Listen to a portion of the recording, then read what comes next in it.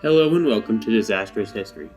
My name is Anthony, and I am the host of this wonderful mess of a show that will attempt to chronicle some of the biggest and most interesting disasters, messes, and all-around screw-ups that have happened throughout the centuries. Welcome back. This week we're going to cover a disaster that is not even a year old yet, but is one that has absolutely fascinated me since it occurred. This week we're going to talk about the 2020 Beirut Explosion. Now I know many of you remember this happening. It was only on August 4th of last year. But there is so much more to this story than you could think. I mean, half a city blew up, so there's got to be a major issue, right? So this is going to be the story of how all those explosives ended up in a warehouse in the port of Beirut, where basically everyone forgot about them.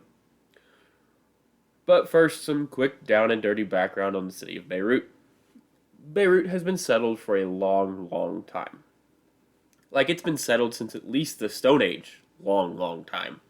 That's how old this city is. Obviously, it wasn't always called Beirut, but that's just what we're going to call it. The first major port we know of in this area is from the Phoenicians, which from there it fell into the hands of Seleucids, who destroyed it in a war and then rebuilt it, naming it Laodicea. Then it was conquered by the Romans and Pompey the Great in 64 BC, who changed the name of the town to Beirut. And then after that, it changed hands a bunch, depending on the results of various crusades and invasions and that whole thing. And then it was captured by the Ottomans in the 1500s, and there were various revolts and invasions, and Beirut changed hands between the Ottomans and whoever else managed to conquer it numerous times until basically the early 1800s. By the mid-1800s, Beirut had begun to grow into a major port city from trading with European countries. After World War I, Lebanon and Beirut came under control of the French before receiving independence in 1943, with Beirut as Lebanon's capital. From that point on, Beirut has been in an almost constant state of various forms of political violence, invasion by Israel, and civil wars. But Beirut, the city, has managed to grow significantly in spite of all that.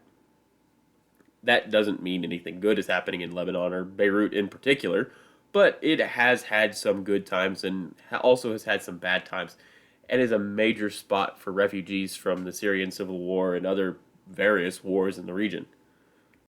Beirut is still the capital of Lebanon and sits on a peninsula about midway on between the north and south end of Lebanon on the Mediterranean coast.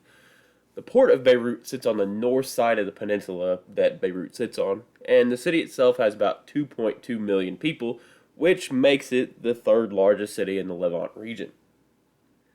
Basically, the Levant is Syria, Iraq, Egypt, about half of Libya, all of Turkey, and some of Greece. That's basically the entirety of the eastern Mediterranean area, and Cyprus and Crete and those kind of islands. That's basically what the Levant is. So it is the third largest city in the Levant.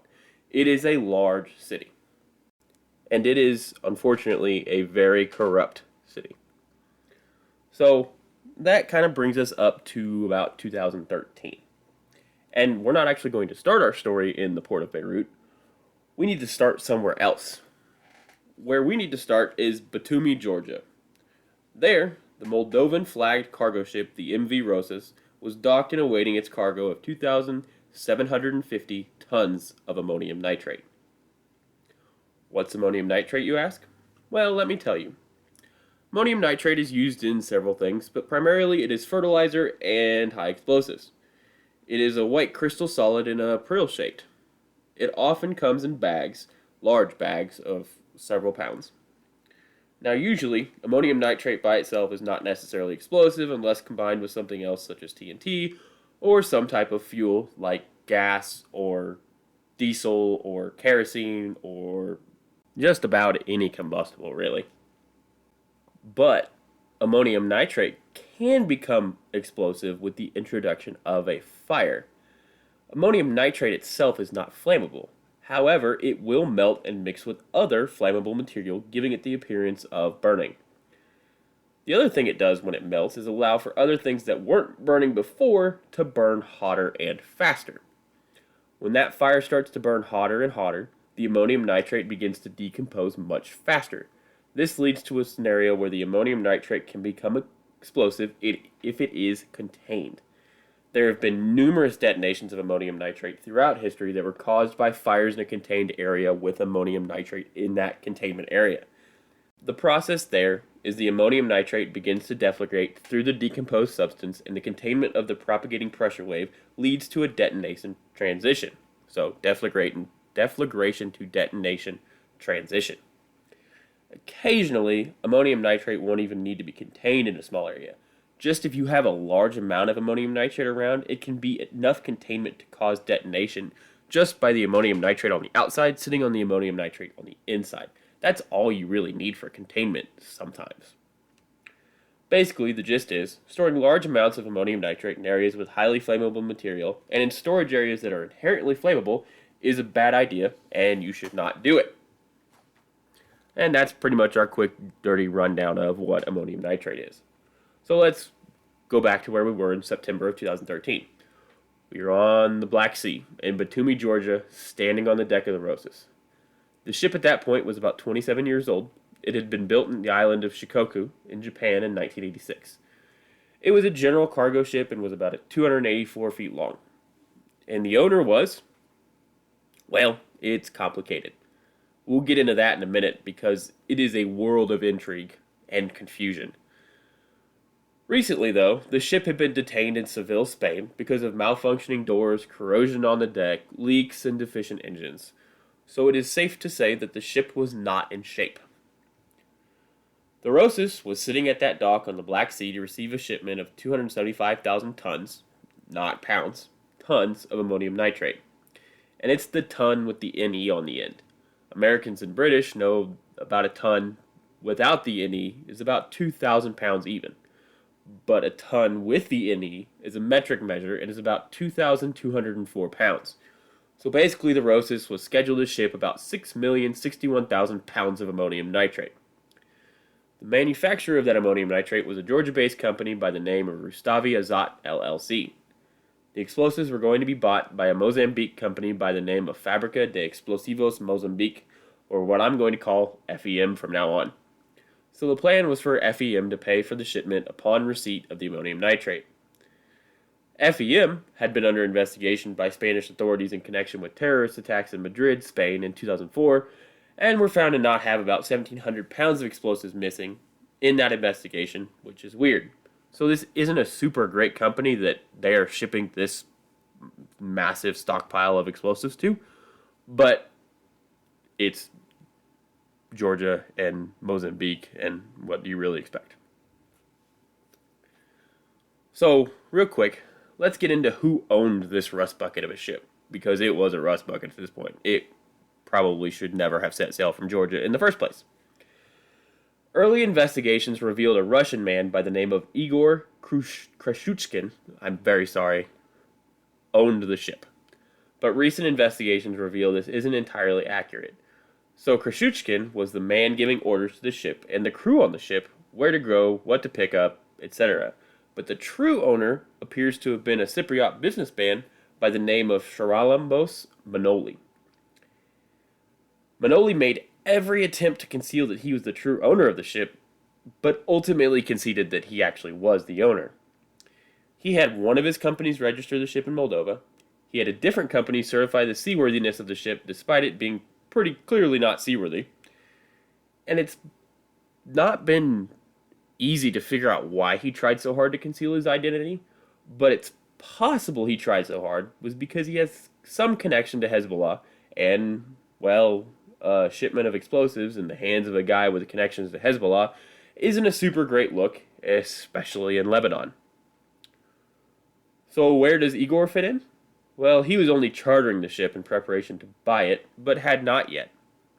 And the other issue with him trying to hide his identity was, especially with the Hezbollah connections, is somehow these explosives ended up in Beirut, where Hezbollah has a major foothold in Lebanon politics. So not a great look for the city of Beirut to get blown up, and a dude with connections to what the U.S. has determined is a terrorist organization being the owner of the ship that brought those explosives to the city. So you can kind of see why he decided, I should probably not admit that this was my boat. So that's basically, Charalambos Manoli was the owner of the boat. Igor Grashuchkin chartered the boat and was giving the boat orders as far as we know. So now that we have all that laid out, let's sum up real quick. A rusty, barely seaworthy, Moldovan flagged cargo ship is leaving Georgia with 2,750 tons of ammonium nitrate in large sacks, headed for a Mozambique-based explosive company with some potential ties to terrorist attacks, and that cargo ship is secretly owned by a man who has some ties to Hezbollah, but being chartered by some random other guy. It does not sound super great when you pulled it in full context, but it's only going to get worse from here. The Rosas set sail from Batumi, Georgia on September 27, 2013. It sailed across the length of the Black Sea, through the Bosporus, and down the east side of the Mediterranean. But as the crew got close to Beirut, a curious thing happened. They received a call from the alleged owner, Igor Grashushkin. He told them they needed to make a stop in Beirut to pick up more cargo. This was an unscheduled stop that the crew was not ready for, but they did it anyway. On November 21, 2013, they made port in Beirut. They were supposed to pick up some heavy roadwork equipment like excavators and steamrollers. This was supposed to go to the port of Aqaba in Jordan before they then returned to the original trip to Mozambique. The reason they were given for picking up this load was allegedly that Grashushkin didn't have the money on hand to pay the toll through the Suez Canal. Whether that's true or not, it doesn't really matter. In the process of onboarding the new cargo, one of the trucks sat on top of the door above where the ammonium nitrate was being stored and bent it. This led to an inspection by the Beirut Port Authority, which then led to the Rosas being impounded and not allowed to leave the port. After being found unseaworthy, or not seaworthy, is unseaworthy a word? Anyway, the Beirut Port Authority called Grashushkin to get payment for the docking fees, and suppliers tried to get food and fuel for the crew, but he did not answer any calls, abandoning the crew with almost no way to get food or water, because they were literally trapped on the ship. For 11 months, the captain and crew of the Rosas were trapped on board the ship with minimal food and no way out. Since the crew were not citizens of Lebanon, they would be trapped on the ship until whatever legal matters were finished, and they were repatriated back to their homes. The captain of the Rosas, a Russian man by the name of Boris Prokofiev, had repeatedly asked the Russian embassy for help getting him off the ship, but only received mocking replies asking if he expected Putin to send in special forces to rescue him. The Russians are really helpful, even to their own people. Eventually, Prokofiev sold off some fuel and was able to hire lawyers to help them. He literally had to buy his own lawyers to help him get off the ship by selling the fuel that was on the Rosas. That is ridiculous. Anyway, those lawyers warned the Lebanese government that the boat could sink or blow up. Because again, there's 2,750 tons of ammonium nitrate on this boat. That's not a good thing. This was eventually successful, and they were released, and lo and behold, Igor showed up again to pay for the crew to get back home. So he couldn't pay the docking fees, or for them to get food, but when they need to get home and he can swoop in to save the day. So sometime in February of 2014, that 2,750 tons of ammonium nitrate was moved from the ship to Warehouse 12 on the shore in the port of Beirut. And there it sat, for 6 years. A few months after the cargo was offloaded, the director of Lebanese Customs, Shafiq Meri, sent a letter to a judge trying to figure out what to do with it. It was never answered. Another letter was sent on December 5th, 2014. Then another on May 6, 2015. And again on May 20th, 2016. And on October 13th, 2016. And finally October 27th, 2017. All of those were asking for a solution and warning that the cargo was dangerous, unstable, and an explosion hazard. And absolutely nothing was done.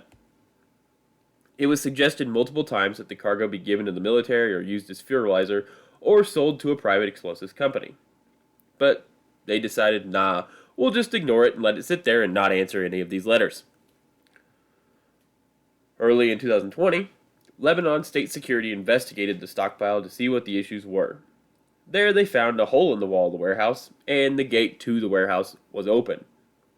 So it's possible that some of that ammonium nitrate had already been stolen. And I'm going to tell you, it was not used for fertilizer. And Honestly, it is probably likely that it was stolen and used by Hezbollah at some point. Beirut's port is known to locals as Alibaba's cave due to how often things disappear from the port there and how often corruption runs rampant. Things get imported and upcharged or just straight up disappear. That's likely what happened to at least some of this ammonium nitrate. Clearly not all of it, because, well, there wouldn't have been an explosion if all of it had been taken. Let's talk about Warehouse 12 for a minute. It had no sprinklers. It had no smoke detectors. It barely had electricity. And it wasn't just a warehouse for storing ammonium nitrate. Nah, that would be too easy and not cost effective. What the security guard found inside Warehouse 12 when he looked through that hole in the wall was so much worse than just some simple ammonium nitrate being stored improperly. What he found was 2,750 tons of ammonium nitrate actively falling out of the bags, yes. But he also found about 15 tons of fireworks, 5 miles of fuse for explosives, jugs of oil, jugs of kerosene, and several jugs of hydrochloric acid. That officer, Major Joseph Nadaf, warned his superiors about this because, duh, that is basically all you need for a giant bomb. But he was ignored. Shocking, I know. He says he wrote at least 4 reports warning of the dangers of the warehouse at the port. All of those were ignored. All these warnings had been sent to customs authorities, 3 different ministries in the Lebanese government, the literal commander of the Lebanese army, and allegedly even the prime minister and the president. And yet no one did anything of note besides play hot potato with what was a 2,700-ton bomb. All this incompetence and ignoring of the problem came to a head on August 4th, 2020. At about 5:55 p.m. that evening, the fire brigade in Beirut received a call from Beirut police that witnesses had seen smoke coming from the area of the port. First Lieutenant Raymond Farah received the call and demanded more information about what was in the area, saying that he wasn't going to send his firefighters into an area where they didn't know what was there. So not long after that, state security called and said the warehouse was only full of fireworks. So he sent them out. Which is a choice, because a warehouse full of fireworks is a massive explosive threat anyway. But we know it wasn't just fireworks in that warehouse. Absolutely no one else in the Beirut Fire Brigade had any idea that there was that much ammonium nitrate in that warehouse. They didn't know anything of what was in that warehouse. The only people that would know were the port authority people, the people that had ignored the letters over and over again over the years, and technically state security, but I'm guessing that most of state security didn't know what was in that warehouse. So, 9 firefighters and 1 paramedic were sent to the scene. When they arrived, they radioed back that something was very wrong. It wasn't just a small fire, it was huge, and it was making a really weird sound. They radioed back that they needed more firefighters to fight the blaze effectively. So Lieutenant Farab rang the bell to send some more. Just a few minutes after that, the explosion hit. At first it was just a big cloud of smoke. You couldn't see any flames at all. But then there was a sudden bright flash at the base of the cloud of smoke, followed by some sparkles. Then another bright flash, and some more sparkles. And then just a few seconds later, an explosion. That explosion's pretty smoky and there's not much there, but it sends a tower of smoke higher in the sky. And it seems to really get the fire burning. There's now some orange glow visible at the base of the cloud. The smoke is really pushing out now. More orange glow, more sparkles. Then a humongous bright flash. It is so bright it causes cameras pointing at the fire to wash out. It'll hurt your eyes looking at it in person. And then a massive fireball. It's literally the size of the grain silo next door that holds all of the grain for the entirety of Lebanon. And that fireball expands rapidly. And then the shockwave begins to travel out. The 2 warehouses south of Warehouse 12 are reduced to rubble almost instantly. And then a massive wall of white, which was pretty weird.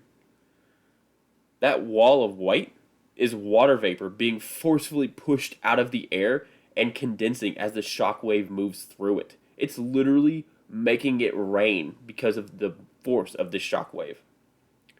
And now an invisible force is now rocketing through Beirut, ripping anything in its way apart and launching it through the air. Buildings don't stand a chance and are reduced to rubble. It slams into the first row of skyscrapers and tall buildings near the Beirut port. Windows, doors, parts of the building, glass, pieces of wood, and even people are violently tossed into the nearest immovable object. It was sending cars and people in the street flying through the air. It was just a few seconds, but that few seconds had leveled entire blocks in Beirut. The explosion left a massive crater 141 feet deep and 407 feet across in the area of the port. Buildings as far as 6 miles away were damaged by the pressure wave. Cars were flipped over into buildings. Steel-built buildings had all their exterior coverings stripped off. The grain silo next door to the warehouse partially collapsed and left the entire country of Lebanon with less than a month's worth of grain left. Multiple ships in the port of Beirut capsized after the explosion. Buildings all throughout Beirut were destroyed or significantly damaged. Nabi Boulos is a reporter for the Los Angeles Times. He saw the smoke in the distance and had hopped on his motorcycle to head to get a better view of the smoke. He was driving down the road when his pressure wave hit and launched him off his motorcycle and smashed him into the ground. He woke up sometime later, dazed and confused, but still alive. He believes he was saved by his motorcycle helmet. Many will remember seeing the chilling video of the bridal shoot that was going on at the time of the explosion. Isra Seblani was doing her bridal shoot in a square in Beirut. Watching the video, you can see her smiling and dancing and happy, all dressed up in her dress. But that's when the cameraman realizes something is wrong. You can hear him say, "Allahu Akbar." Then the blast wave shoots by and Isra's train is seen blowing in the wind. They all run for cover and then regroup to find out what to do next.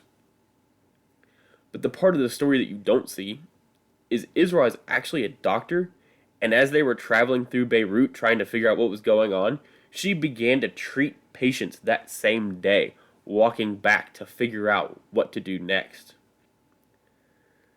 The scenes after the explosion are nearly impossible to imagine. Over 6,500 people were injured in the blast, ranging from massive trauma and blood loss to broken bones to impaled limbs to cut that would require many stitches. Hospitals quickly became overrun with patients, and doctors and nurses, some of whom had no idea if their families were alive, tried desperately to triage and care for this massive flood of patients rushing in off the street. It wasn't even that they had run out of bed space and room for all these people. It's that they were running out of floor space for the injured to lay on. They were having to care for patients in the parking lots of hospitals.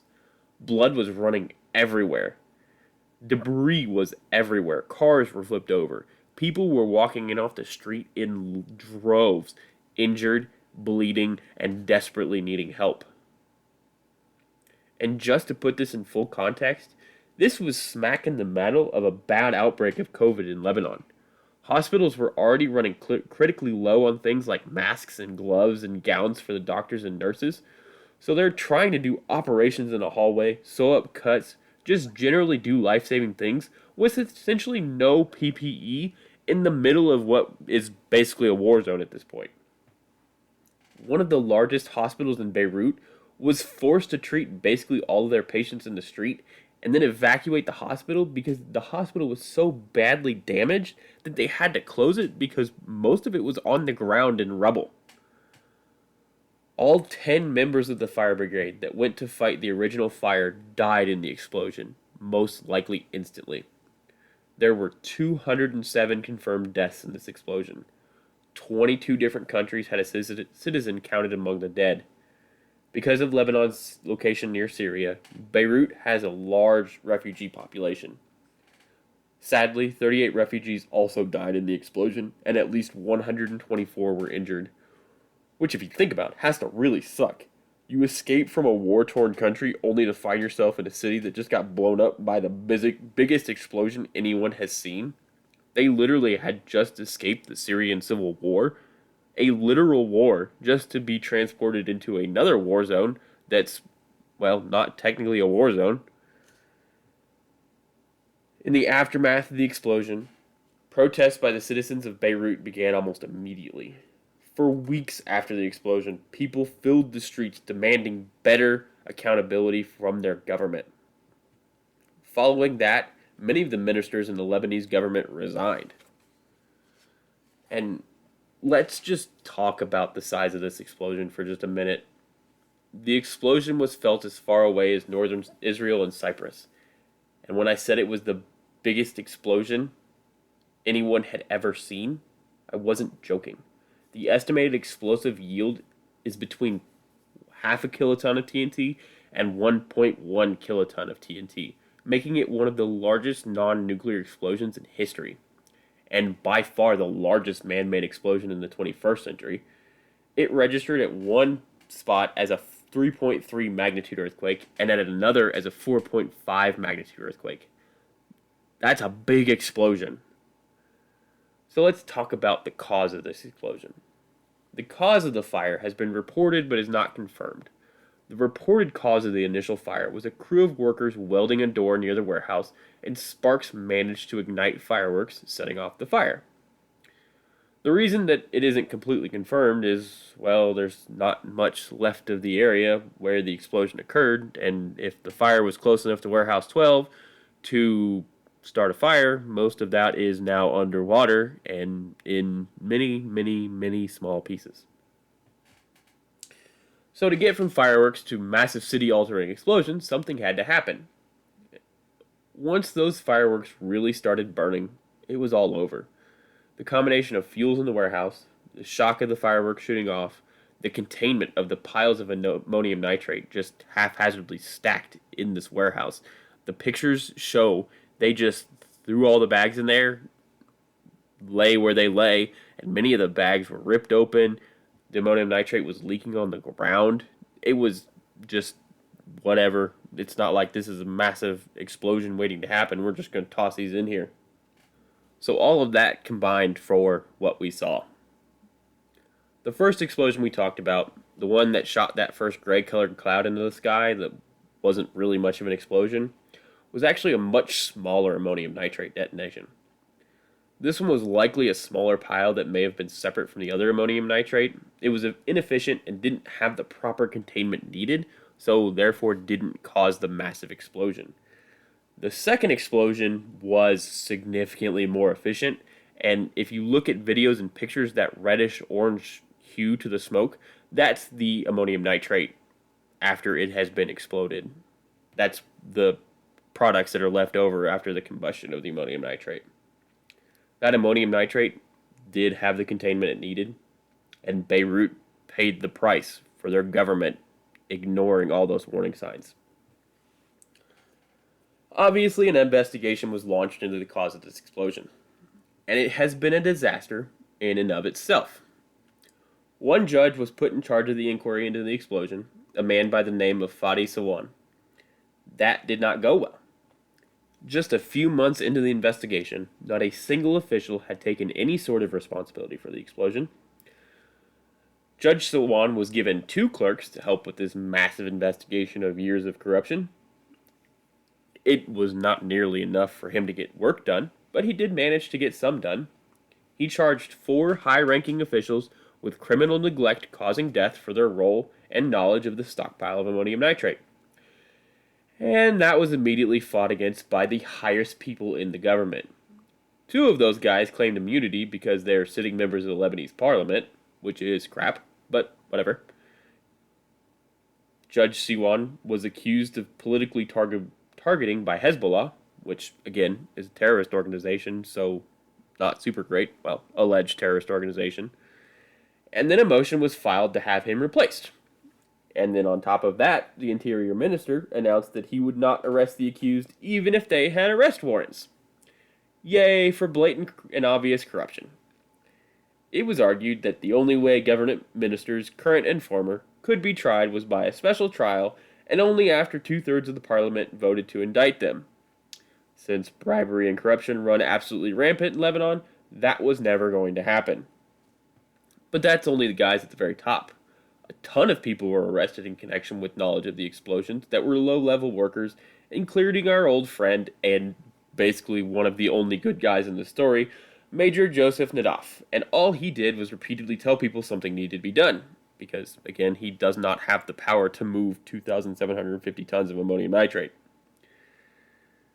And then, in a less than shocking turn of events, Judge Sawan was removed from the case on flimsy grounds that he was not neutral because his home was damaged in the blast. Which, again, most of Beirut was damaged in the blast. So that is confusing, or rather that is corruption, because, again, he was pushing forward with charging those guys with crimes, and clearly we cannot charge high-ranking government officials with crimes. That would be unheard of. How could we dare make someone be responsible for their own actions and, well, for their own inaction and their own corruption? How dare you make me bleed my own blood? So then a new judge was appointed by the name of Tarak Batar. If those charged before were hoping Judge Batar would be more corruptible, well, they were stone cold wrong. Judge Batar charged more high-level members of the government with crimes and released many of the low-level customs and port workers who had actually tried to get something done, including Major Joseph Nadaf. He was released. He has also requested that the ridiculous immunity laws be waived, but not much has moved forward, and it's very unlikely that they're going to get that two-thirds vote in the Lebanese parliament because, again, corruption, bribery, generally don't want to be charged with things that they caused to happen and don't want to take responsibility for. In the aftermath of the explosion, though, relief came flooding in from all over the globe. Relief was even offered from Israel, who Lebanon has no diplomatic relations with because technically they're still at war with each other and have been since about 2006. $300 million was raised by a French multinational summit.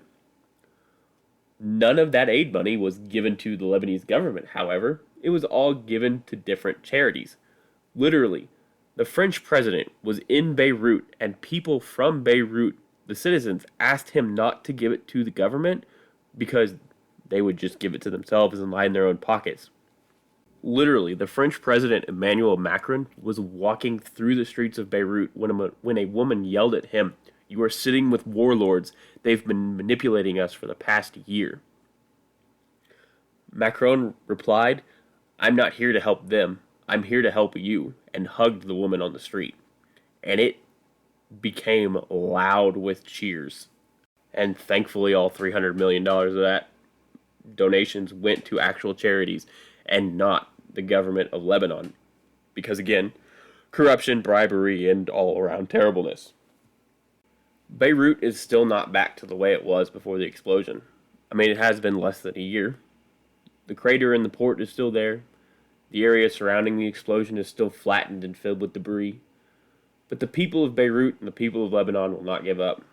They're still out in the streets protesting, fighting to get rid of the corruption and give themselves a government that will work for the people, not line the pocket of those in power. Not ignore dangerous chemicals and stick them in warehouses where they will be forgotten about for years. The people of Lebanon can do it. And we can hope that those who are directly responsible for this catastrophe, the high-up ministers and judges who ignored this for years, will face the justice the victims deserve. And I know one of the questions that many of you will have, is it possible for this to happen elsewhere? And unfortunately, the answer is yes. Even in the United States, ammonium nitrate is not well regulated. Just 7 years ago in West Texas, a stockpile of ammonium nitrate for fertilizer blew up part of a town. It's not an uncommon thing. Literally in that West Texas explosion, the fire department had no idea the ammonium nitrate was there. So it could absolutely happen in the United States. Ammonium nitrate is not listed on OSHA's list of highly hazardous chemicals, toxics, and reactives. It was specifically not put on there because of the ATF, but that's a whole different issue we can get into in another episode, because I will be covering the West Texas explosion in the future, and we will get into that.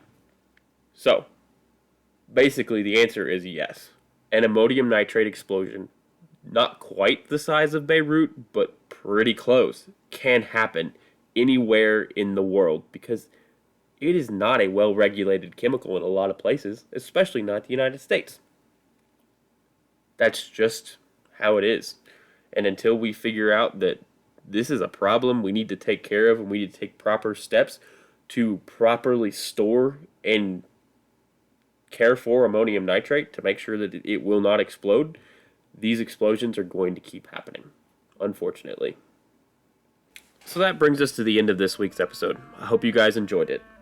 As always, you can follow me on Twitter, Disastrous History, history spelled HSTRY, and on Instagram at Disastrous History, history spelled correctly. You can also find me on TikTok, Disastrous History, still spelled correctly.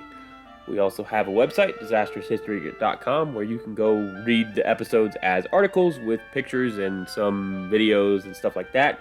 So if you want to do that, you can. And if you want to send me an email letting me know how I'm doing, it's disastroushistory@gmail.com.